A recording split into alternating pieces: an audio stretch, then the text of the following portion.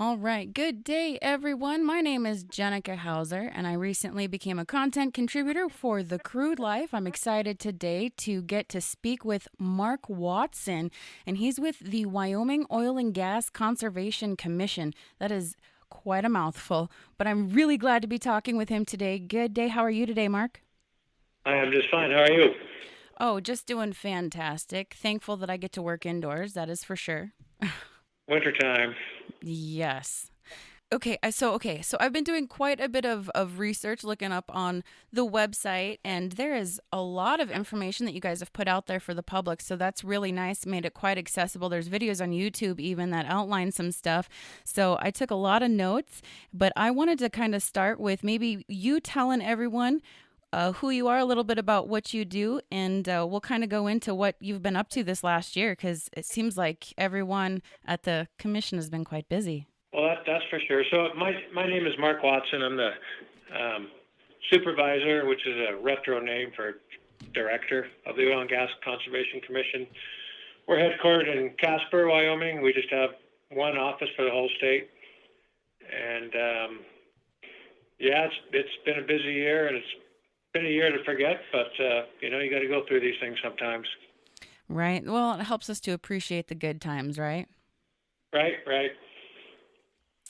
Well, okay, so I see that have been different projects going on, especially this year, from the lift of the commission tax to the Energy Rebound Project to Orphan Wells. Is there? I mean, where would you like to begin? I've got so many questions. I'm very curious. Well, okay. So you mentioned the conservation tax. So we're a self-funded agency. We charge a tax on all production in the state. It's 5 mils, so it's $5 for every $10,000 worth of oil or gas sold, and then we also make money on permit fees. It's $500 for a drilling permit. Hearing fees, $250. So we have enough revenue to basically fund our agency and then also fund orphan wells. Should the bond not be enough? I think that was your second question. So orphan well is basically a well where the company's gone bankrupt or hasn't followed our rules, and so we've revoked their bond, and then the well becomes the property of the Oil and Gas Commission, and it's our job to plug that well and rehab the surface. And so we've been pretty busy. Probably since I took over in 2014, we've had about a little over 5,500 to 6,000 orphan wells. Majority of them are coal bed methane wells that are anywhere from 0 to 3,000 feet. So they're a little easier to plug than, say, a deep horizontal well. And we've been plugging, average 500-600 a year. This year we've got over 1,400 wells under contract. I think we've plugged, as of this week, close to 1,000 wells for 2020.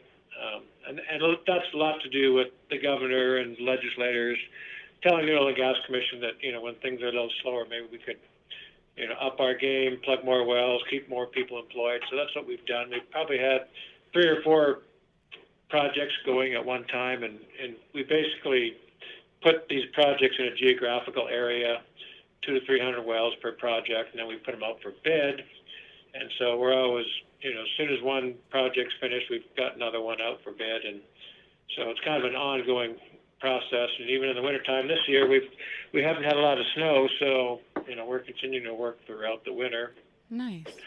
And then the other question, I believe, was the Energy Rebound Program. So that was a program that, using CARES Act funding from the federal government due to COVID, each state, I think, had $1.2 billion to spend. And for a small state like Wyoming, it's tough to spend all that money. But the governor allocated originally $15 million, and then we did another $15 million, so a total of $30 million. We kind of did it late in the year, but it's still out there, and so we worked with the Wyoming Business Council. That was the body in charge of giving out these contracts, and so we went over 800 different applications, and we did it all in 3 days to get the information back to the Business Council so they could award all the funding. And so basically, it's Wow. 500,000 max per well to either one recompleted well, which was basically a well that was drilled this year and due to COVID couldn't be completed. So that 500,000 would go towards cost of fracking, water, sand, anything like that. Then the next level was any well that was put back on production, recompleted, enhanced production, anything that would increase production for the state. And then finally, the last tranche was orphan or wells that companies wanted to plug, because the economics had changed. And so we were pretty busy for a couple of weeks getting all that out. But all the contracts or the companies have been awarded they're 500,000 per well, so it's going to be a pretty busy December for contractors and operators alike. Right. Well, because the deadline is December 30th, right? Correct. So they have to have the money spent by then. So, for example, if you were doing a frac and you couldn't get Halliburton out there till January, you could at least, get the water out there, buy the sand, something, and have those funds expended before December 30th. And in that case, you'll be reimbursed for a minimum or the maximum of 500,000. Oh, okay. All right. So taking it back a little bit to the orphan wells, I just wanted to, I guess, congratulate you. It wasn't 1,000 wells, the goal for this year, wasn't it? Well, originally it wasn't. We do about 500 a year, but once COVID came along and turned things upside down, legislators got involved, the governor got involved. It's just because so many people were, all of a sudden unemployed or soon to be. And so by having more than, one or two contractors, had 3 or 4 or 5 contractors going at the same time. So, it kept a lot of people employed. And these companies know that, we still have maybe 1,500 more wells to plug. So, they're going to stay busy for the next couple of years. So at least they have some, certainty that they have the work, and so they can keep the employees. And that's one of the things we wanted to do. Yeah, absolutely. That's something that I think a lot of people are looking into. I mean, it got pretty bad from what I hear this year. What was the low point, do you think, this year for the amount of production and the number of wells that were getting to be taken care of? Well, I mean, for Wyoming, the low point came in early August when our rig count dropped to 0. And I've been around a long time, but I haven't been around over 100 years. And I don't think, we've ever hit, below 1 well. So when we had, and it was only for a couple of days, but it's still historic to note that, how much, one, the COVID issue, 2, the issue between Russia and Saudi Arabia fighting over oil prices back in March and April. And so you combine those two, and you had a drop of oil that at one time went into the negative. So it really shut down, drilling. Everybody kind of pulling their horns, trying to decide, well, why expend any money now with the prices so low? And of course Right. now things are a lot better. But this summer was quite the low point for Wyoming. Well, I wanted to say thank goodness it was only 3 days, but I guess really, I mean, when you factor in the cost of production and the return on that production, what was lost out on that 3 days was probably felt catastrophic at the time. Well, it did because you just didn't know when it was going to end. But as things got a little positive later in August, September, there was talk of the vaccine and prices of oil started to rise. Maybe people are going to start using oil more. And of course, that all came to an end once the second wave hit. But, we're looking in the oil in the $40 range now. And for some companies that are efficient and can get a good deal on employing a rig, that, some of the companies can make money. Well, that's good. What do you think the outlook is like for these companies right now? Looking into, next 3 to 6 months, next year, do you see what kind of a recovery? Oh, I think it's going to be a slow recovery. I mean, 2021 is maybe going to be a little better than 2020. I mean, at least we know what we're dealing with. But, I don't see a quick rebound. It all comes down to, when COVID is kind of put to bed, when everybody has the vaccine, when everybody starts traveling. Once you get airlines back and people traveling again, that's when we start using hydrocarbons again, and you'll start to see the price probably fall of 2021. Things will start going back up as far as oil prices, companies, getting back to work. Oh yeah, hopefully, fingers crossed for sooner. But yeah, realistically, one can hope that by fall of next year, people will be able to travel around more. I know that I guess thinking about when it comes to COVID, a lot of the regulations people are thinking kind of socially, for everyone. I wonder, however, has this really affected regulations when it comes to oil and gas production? No, not really. I mean, I don't guess I'm not quite understanding your question. I mean, did we change rules or? Okay, so I know that a lot of companies, for example, have implemented different regulations for their workers or for how things are done because of the other outlying regulations, like for socially wearing masks in public Oh, right, in right. places. I mean, how has this affected regulations when it comes to implementing things in the oil and gas industry? Yeah, I mean, like any industry, it's, wearing face masks when you go on location. Some of the companies, our field personnel couldn't even come on location until they had a COVID test. So, a lot of the companies took it pretty serious. They didn't want to, get anybody sick on the rig. They were kind of in their own little bubble. So, yeah, companies are doing everything they can to be cautious. I had heard some stuff about that. It kind of seems to me that the push against the oil and gas industry has almost coincided with the push for public focus on health. Has the environmental movement at all impacted regulations within the last year, do you think? I'd heard rumor that there might be something being, I don't know, introduced regulatory wise that would be similar to what Colorado's got going on. Well, certainly not in Wyoming. We haven't, we obviously watch Colorado because they're, right next door, but we haven't, had any ideas for implementing any new rules throughout this. I think we're just trying to get through this era, and we can worry about new regulations in the future. But as of right now, we're not thinking of changing anything. I think there'd be a lot of people happy to hear that Yes. consistency. After all, yeah, kind of makes people feel safer. And right now, everyone needs a good foundation. Right. Well, I mean, industry likes regulatory certainty. I mean, the biggest unknown for Wyoming is, a new administration coming in, and Wyoming is 50% of our oil production and 75% of our gas production comes from federal minerals. So we're obviously a little nervous about what the new administration may do as far as, maybe no new leasing, no new drilling. It's, really it's up in the air right now. It's all rumors, and so everybody's just kind of waiting to see what happens. Waiting for the final word. And I think that's kind of the nation right now, kind of holding their breath because there's a lot of things riding on what may or may not happen depending on which administration takes office. Right. Well, today's the electoral college, and we're going to assume that the new administration is the Biden administration, and so that's the one that makes why I'm a little nervous, with regards to federal minerals.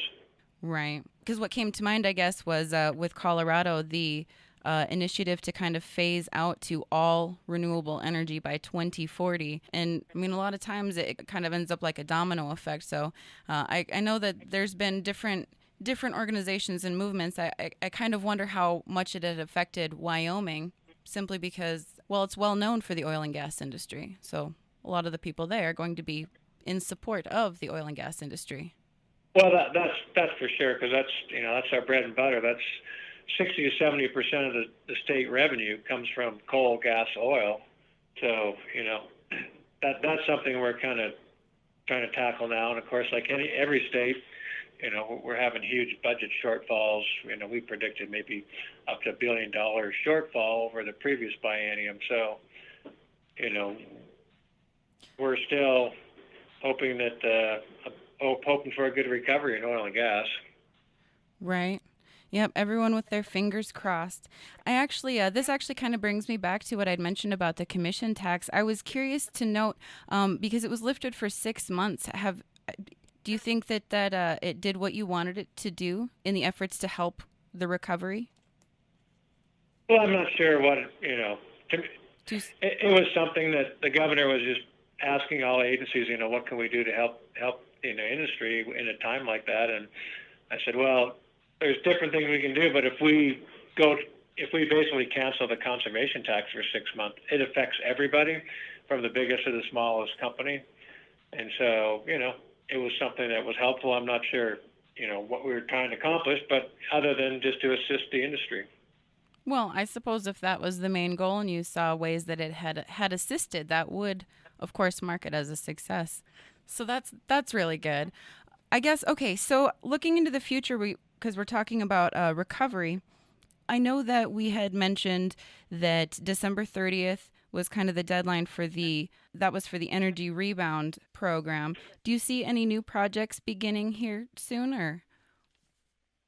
Well, I mean, drilling is starting to come back. I think our rig count this week is 6, and they're all horizontal wells, maybe a directional well in the western part of the state for natural gas. But that I've always told people that we can do legislative rules to help operators. We can lower severance tax for a while, but really there's only two things that operators use to decide whether to drill or not. And one is the commodity price, obviously, and the other is the quality of the rock. So, if you have a good reservoir and the price is right, companies are going to drill. Right. Well, that makes sense. Yes, I hope to. When did horizontal drilling start becoming more popular? Well, we actually, and when I say we, I mean in industry in Wyoming, experimented in the mid '90s in a couple of fields, but they could drill horizontally. They just didn't really know how to complete the wells. A lot of times they're just drilling kitty corner, southwest and northeast to try and connect as many fractures as they could, natural fractures, because they didn't know how to do how to set production casing and cement it in a horizontal method. They didn't know how to frack it. And it wasn't until, 2010-ish, maybe a little bit before that, where they figured out how to do set liners, sliding sleeves, and then when they came along and they were able to do stage fracks where they could actually drop balls down the casing and frack, 200 to 300 feet at a time, then move to the next 200 or 300 feet, then you could be really selective in how you complete these wells. And that's when things really got successful, and that basically turned the industry around in this state, because where the Powder River Basin is probably the number one basin for horizontal drilling, and they're drilling into formations that produced vertically back in the 70s, but they just didn't produce a lot on these really tight formations. But once you could, put a lot of sand and a lot of water to these formations, that's when you started to get, production up in the 2,000 to 3,000 barrel a day range, and that's, when it really became economic. Nice.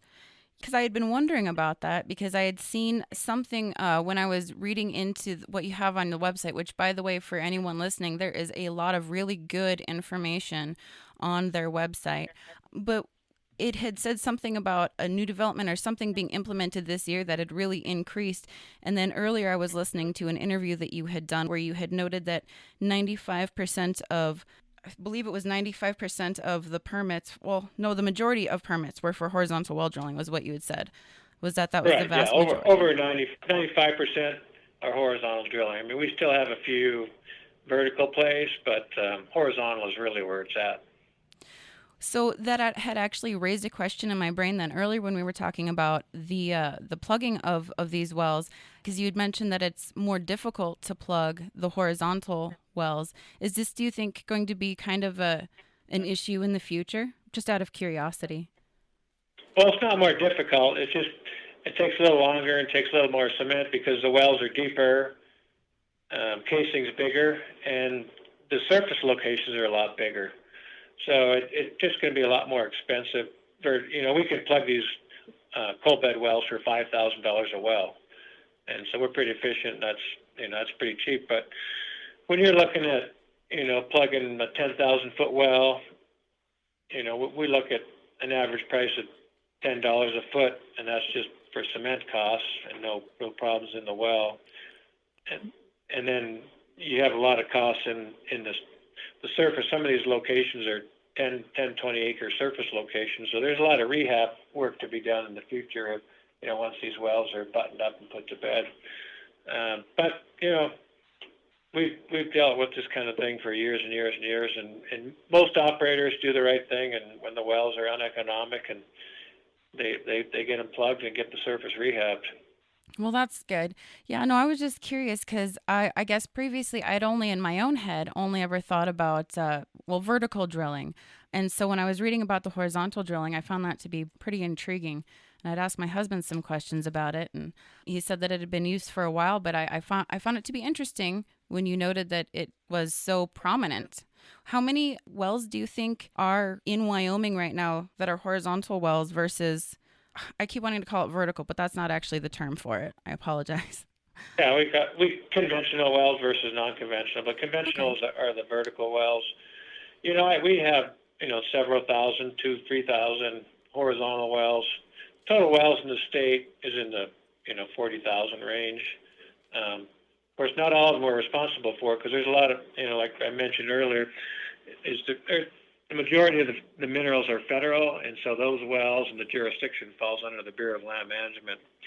Who has bonds and is responsible for plugging wells if they should be orphaned. Do they still have to go through you for the different permits and stuff for those wells? They still have to file a drilling permit with the state, even on federal minerals, because we're the ones that assign the API number, the unique number for each well, Oh, okay. and we also have jurisdiction over spacing. And so we do all the hearings. Every month.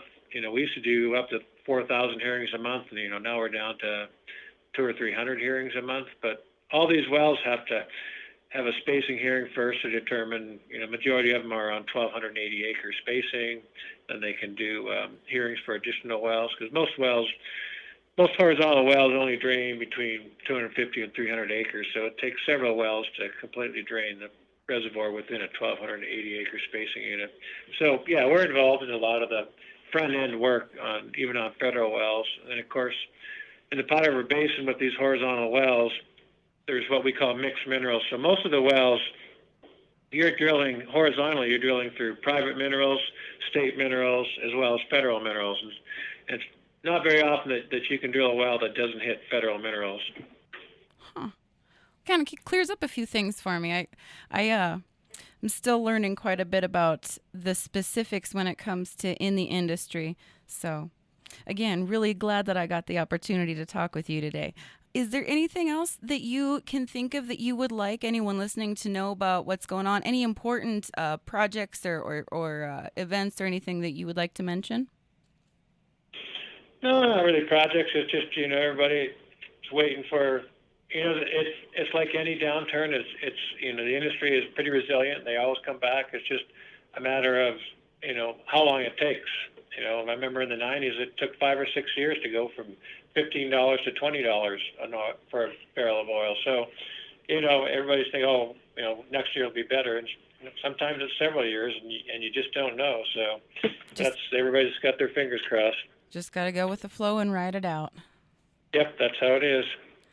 Well, I guess thank you so much. I really do appreciate the time you took to talk with me today. It was a wonderful conversation, and there was a lot of information there. So thank you. Okay, well, you're welcome. I'm always happy to plug the state of Wyoming. Absolutely. And then, if anyone should want to get a hold of the commission, where would be the best place, do you think, to reach you? You can go to our website. It's got lots of information. If you go to the data part of it, every single well in the state, whether it's federal, private, state minerals, we have all the production information and all that stuff. And then there's also contacts if you need email addresses, phone numbers, anything like that. It's all on the website. Wonderful. Thank you, Mark. I've taken up enough of your time. You've been so gracious. Okay, you're very welcome. Good talking to you. You too. Have a wonderful rest of your day. Okay, thank you. All right, my friends, that was Mark Watson with the Wyoming Oil and Gas Conservation Commission. If you would like to find out more about the Wyoming Oil and Gas Conservation Commission, make sure to go to wogcc.wyo.gov. And if you like what you heard and you would like to hear more great information, check out the rest of what you can find on thecrudelife.com.